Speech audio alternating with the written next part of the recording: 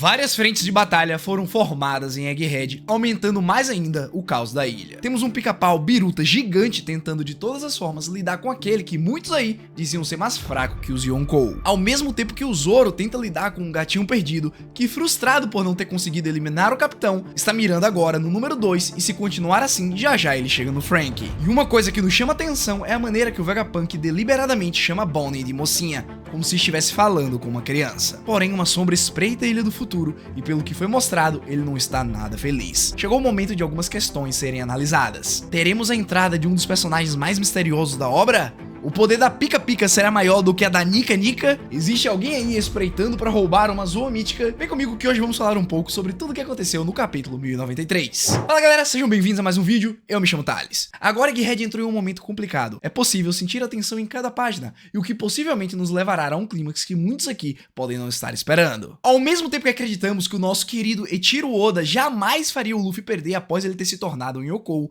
também sabemos que ele não vai retirar os personagens mais importantes do lado da marinha, a menos que um grande plot twist aconteça. Mas antes de entrarmos mais a fundo, eu peço pra você que tá chegando agora, confere aí sua inscrição pra fazer parte dessa tripulação e enfia a pistola de borracha no like, porque capítulo novo é sempre motivo de felicidade. E esse sentimento maravilhoso que está me consumindo é motivado pelos acontecimentos desse capítulo. Vamos lá ver?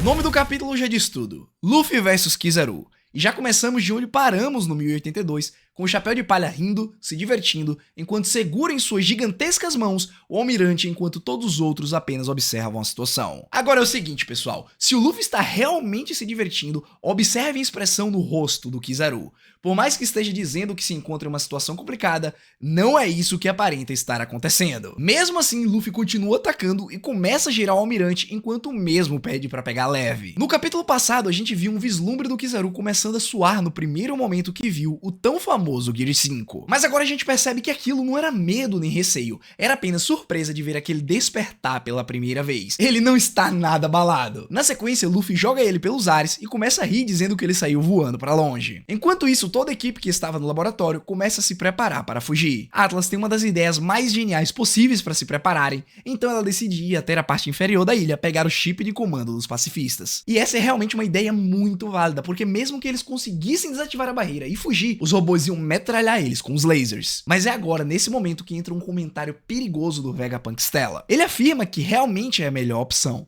porque dentro daquela ilha não existe autoridade maior do que a dos Vegapunk. Ninguém ali sabe que tem um Gorosei do lado de fora da ilha dando ordens, e é muito provável que foi pensando nessas situações que o Saturn ficou lá, esperando pra ver como seriam os acontecimentos. Mas caso alguma coisa aconteça de imprevisto, ele está lá pra resolver essa situação. E a única coisa maior que o Vegapunk em termos de autoridade são os Gorosei. Todo o plano do tio Vega vai por água abaixo, caso aquele velho rabugento resolva se meter. Na sequência, vemos que o Stella se propõe ir junto de Atlas, mesmo contra a vontade de todos que estão ali, porque no momento em que ele pôr os pés para fora do laboratório, ele vai ser o alvo. Então vemos algo curioso em uma conversa entre o Stella e o Franky. Sabemos que a Bonnie ainda está viva, porém o Vegapunk diz que um grande adulto como o Cyborg deixou Bonnie ser chutada. Percebam na maneira como a filha do Kuma está sendo tratada como uma criança, e isso se repete mais uma vez um pouco na frente, quando o Vegapunk está dentro do Vegatank, usando aqueles óculos bem legais de piloto de corrida, saindo da parte protegida. Lá ele está indo salvar Bonnie e dizendo que não vai deixar uma garotinha morrer. Aqui a gente abre portas para uma daquelas teorias sobre a verdadeira idade da Bonnie. Até porque tudo que a gente sabe sobre ela basicamente foi revelado durante esse arco. Não dá pra saber há quanto tempo foram os acontecimentos que aparecem nos flashbacks dela com o Kuma. Então sim, é provável que ela tenha uns 12, 13 anos e use os poderes da Akuma no Mi dela pra parecer mais velha e ganhar um pouco mais de respeito nesse mundo pirata. Então eu realmente acredito que vai ser um mistério que vai ser resolvido um pouco mais pra frente. É claro que quando o Sanji ouve sobre a Bonnie, ele prontamente se disponibiliza pra ir junto salvá-la, o que é bem algo sandinesco de se fazer. Ao seu lado, Jinbe diz que já juntou toda a bagagem e está indo para a saída. Existe uma dúvida que ficou aqui do último capítulo. O Kizaru chutou a Bonnie para fora do domo que ainda estava ativado. Normalmente ela deveria ter sido morta, porém vemos que o Sentomaru conseguiu se levantar e salvá-la. E obviamente depois de tudo isso, ele está em um estado crítico. Era exatamente isso que eu estava querendo ver. Ele disse que tinha a defesa mais forte do mundo, porém foi espancado pelo tio Kizaru. Claro, depois ele conseguiu se levantar, protegeu a Bonnie e foi metralhado pelos lasers do Dom. Obviamente, com essa defesa estrondosa que ele tinha, era o mínimo que ele deveria conseguir fazer. A Bonnie, que foi salva, está em um dilema moral. Enquanto usa seus poderes para manipular a idade dos marinheiros, ela permanece escondida pensando se deve salvar o Sentomaru ou simplesmente fugir. Dá pra perceber que ela é uma pessoa boa, né, pessoal? Pelo menos ela conseguiu ficar grata com o sujeito que a salvou. Voltando ao laboratório, vemos Zoro tendo que lidar com Rob Lucci em sua forma despertada. É realmente muito bom ver um pouco mais dessa transformação,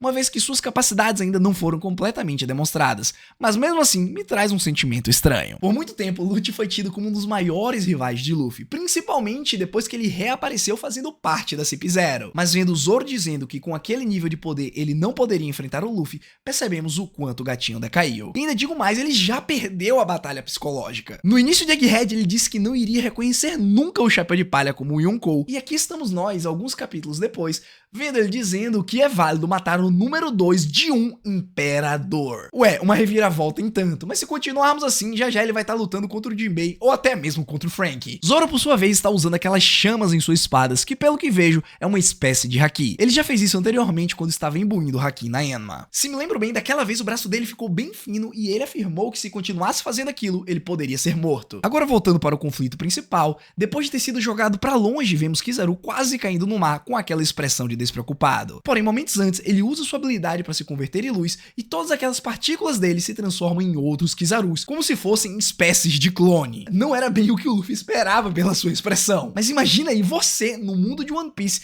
tendo que enfrentar centenas de almirantes do nada. Eu também ficaria chocado. Aparentemente, o verdadeiro conseguiu ferir o Luffy, que rapidamente ataca, mas não acerta ninguém. Afinal, são apenas hologramas. O Chapéu de Palha até acha que vai conseguir encontrar o verdadeiro se acertar todos de uma vez, mas mesmo usando o haki, ele não atinge seu objetivo. E nessa parte eu até consigo imaginar o Kizaru falando: "Te trolei, otário." Porque enquanto o Luffy tava ali batendo em cópias, o almirante já tava lá dentro do laboratório segurando o Sop pelo pescoço e perguntando onde que o Vegapunk estava. E quando ele o encontra, não perde nenhum tempo. No momento em que ele vai disparar um laser, o Luffy se coloca na frente e tanca o ataque sem muitas dificuldades. A real é que por mais que o nome do capítulo seja Luffy vs Kizaru, não teve nada demais deles brigando, foi apenas o circo pegando fogo no meio da ilha. E o que nos leva para a cena na costa de Egghead, onde vemos que a marinha já sabe que o Vegapunk está do lado de fora, porém, quando as coisas pareciam que iam ficar feias, Atlas consegue recuperar o chip de comando e dá a ordem a todos os pacifistas a expulsarem os marinheiros da ilha. Nesse momento, sob uma sombra,